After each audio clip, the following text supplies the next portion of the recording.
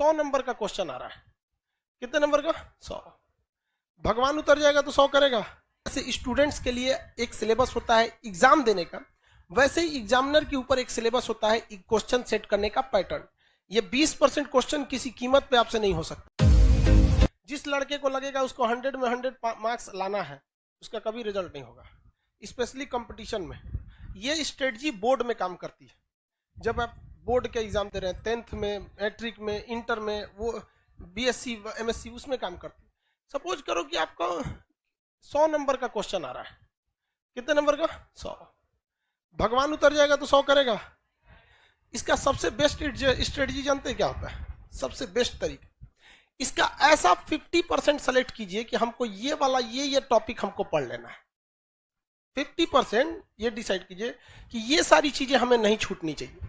क्योंकि एग्जाम में जब क्वेश्चन को एग्जामिनर बनाता है ना, तो उसको ऐसा नहीं है कि पागल है उठा और आके क्वेश्चन बना के चल दिया। उसे एसएससी का लेना है या बीपीएससी का लेना है, यूपीएससी का। ऐसा नहीं कि क्वेश्चन देना है, एग्जाम लेना है, लेके चला गया। उसके लिए भी कुछ रूल एंड रेगुलेशन होते हैं, उसके ऊपर भी कुछ होता है। जैसे स्टूडेंट्स के लिए एक सिलेबस होता है एग्जाम देने का, वैसे ही एग्जामिनर के ऊपर एक सिलेबस होता है क्वेश्चन सेट करने का पैटर्न, जिसमें वो 50% एवरेज क्वेश्चन सेट करता है, जिसके लिए बहुत खास मेहनत की जरूरत नहीं है, केवल सिंसियरिटी की जरूरत है। इसके बाद का जो 30% क्वेश्चन होता है ये टफ होता है, और ये 20% उन्हीं को दिया जाता है जो बहुत होशियार समझते हैं अपने आप को, ताकि उन्हें बर्बाद कर दिया जाए। ये 20% क्वेश्चन किसी कीमत पे आपसे नहीं हो सकता है। देखो बहू, ये 20% कब हो सकता है? बोर्ड के एग्जाम में। बोर्ड के एग्जाम में आप 100 में 100 करो। लेकिन जिसने यहां सोच लिया, आप कभी कभी देखते होंगे कुछ क्वेश्चन को हम बड़ा सीरियसली बताते होंगे, किसी क्वेश्चन को बता के इग्नोर कर देते हैं, अरे हटा यार। जानते हैं किसको? ये 20% वाले। रीजन क्या है कि आपको हर एक सब्जेक्ट देखना है। हम ये 20% भी बढ़ा सकते हैं, लेकिन फिर दिक्कत क्या होगा? फिर आपसे रीजनिंग गया काम से, आपसे इंग्लिश गया काम से, मैथ गया काम से, सब चीज चौपट होने लगे। तो आपको क्या बनना है? जर्नलिस्ट बन रहा है, स्पेशलिस्ट नहीं बनना है। हमारे लिए क्या जाता है? हम तो पूरा लिखवा देंगे, पूरा ले सोच रहे एक को राजवंश, तू कुछ नहीं छोड़ेंगे।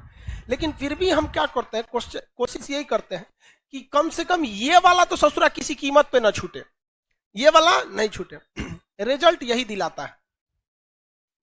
जिनका कमांड इस पर हो गया उनका रिजल्ट हो जाएगा। इसको कभी नहीं देखना है। इवन मैथ में देखिएगा क्या होता है। हम तो मैथ के टीचर नहीं हैं जो हम आपको मैथ के बारे में समझाएं, लेकिन लड़का को कभी कभी देखते हैं। एक लड़का यहीं के लाइब्रेरी में कभी कभी चले जाते हैं हम भी, एक बार रात में देखे लड़का सीजीएल की तैयारी कर रहा था, कैट का मैथ बना रहा है। मतलब क्या कर लोगे यार? 20% वाले में जाओगे, इसमें जाओगे ना, 100 में 100 लाओगे यहाँ पे, बाकी इंग्लिश चौपट होगा। फिर टीयर 1 में रीजनिंग और जीएस चौपट हो जाएगा, रीजनिंग चौपट हो जाएगा। तो कभी भी आप अपने आप को ओवर एडवांस मत समझिए।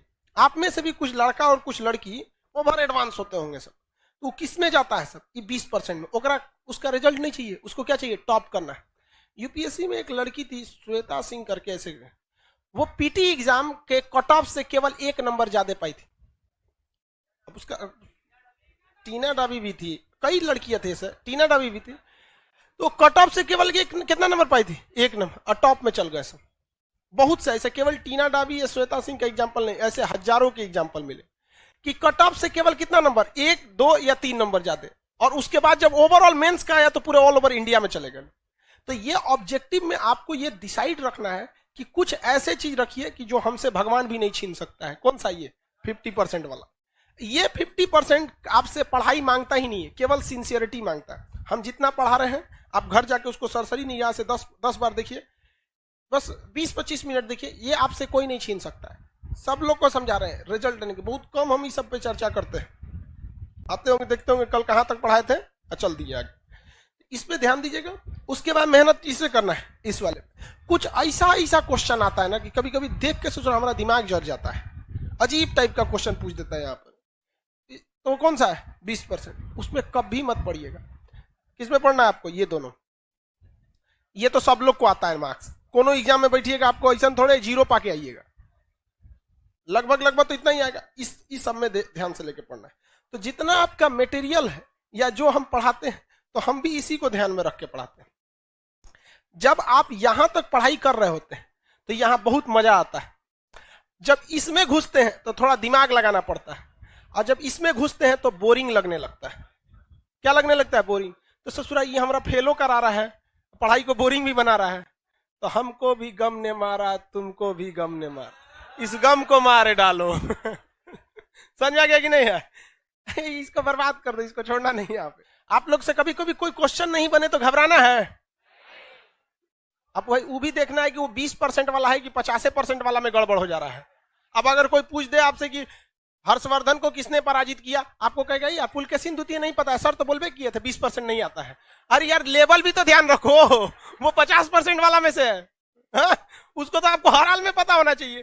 तो ये नहीं कि नहीं आ रहा है तो सबको 20% वाले में डाल दे, उसका एक लेवल होता है। अब वो आप भली भांति समझ जाएंगे, पता ही नहीं चलेगा तो कौन चीज है यहाँ, कुछ अजीब टाइप का पूछ देता है यहाँ पे। ऐसे लोग को नहीं ध्यान देना। जैसे पूछेगा हर्षवर्धन के समय आसाम का राजा कौन था, नहीं का मतलब बनता है। अगर आप इस क्वेश्चन को बनाते हैं तो जेन्युइन बात है कि अगर पूछ दिया कि हर्षवर्धन के समय आसाम का राजा कौन था, तो इसकी भी संभावना है वो पूछेगा उस समय म्यांमार का राजा कौन था, या फिर दक्षिण भारत का राजा कौन था, पंजाब का कौन था, पाकिस्तान में कौन था, चीन में किसका शासन था।